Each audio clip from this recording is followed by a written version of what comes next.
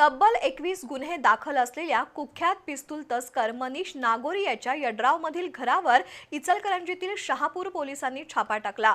या कारवाईत नागोरीकडून 26 लाखाचं 865 ग्रॅम मेफेड्रॉन एमडी ड्रग्ज हस्तगत करण्यात आलंय। शिवाय 4 जिवंत काडतुसं, एक दुचाकी आणि 4 चाकी असा एकूण 30,23,000चा मुद्देमाल जप्त करण्यात आलाय।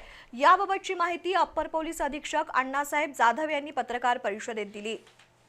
बुधवारी सायंकाळी पूर्व वैमनस्यातून सांगलीवाडीतील गुन्हेगार ओमकार कांबळे याच्यावर गोळीबाराची घटना घडली होती।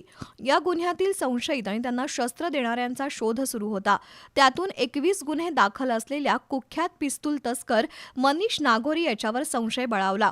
त्यामुळे शहापूर पोलीस आणि स्थानिक गुन्हे अन्वेषण शाखेच्या पथकानं गुरुवारी रात्री यड्रावमधील मनीष नागोरी याच्या घरावर छापा टाकला।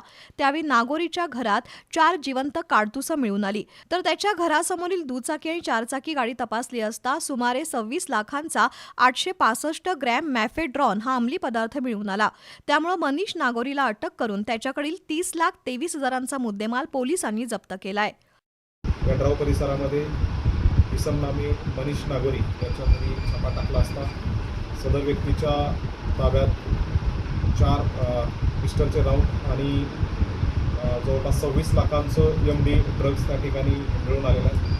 सदर आरोपीला या सर्व मुद्देमालासह त्या ठिकाणी ताब्यात घेऊन गुन्हा दाखल करण्यात आलेला असून त्याकडे आणखी सखोल तपास करून यामध्ये त्यानं हे ड्रग्ज आणि हे राऊंड कुठून प्राप्त केले, तसंच तो पुढे कोणाला वितरित करणार होता त्या बाबतीतली सखोल माहिती त्या ठिकाणी आरोपीकडून चौकशीमध्ये निष्पन्न करण्यात येईल। सदर आरोपीवरती पूर्वीचे 21 गुन्हे दाखल आहेत आणि त्या सदर गुन्ह्यांमधून आरोपी हा बेलवरती बाहेर होता। तर त्या आरोपीकडं गोपनीय माहिती मिळाल्यानंतर आमच्या पथकानं त्या ठिकाणी शहापूर पोलीस ठाणे असेल, विभागीय पोलीस अधिकारी असतील यांनी अत्यंत शिताफीनं त्याला ताब्यात घेऊन सदरची कारवाई केलेली आहे। इचलकरंजीतील गोळीबारात मनीष नागोरीचा सहभाग आहे का? गोळीबार करणाऱ्यानं गावठी कट्टा कोणाकडून घेतला? नागोरीकडे सापडलेली जिवंत काडतुसं कुठून आली? त्यानं अंमली पदार्थ कुठून आणले आणि तो पुढं कोणाला देणार होता याचा पोलीस तपास करतायत।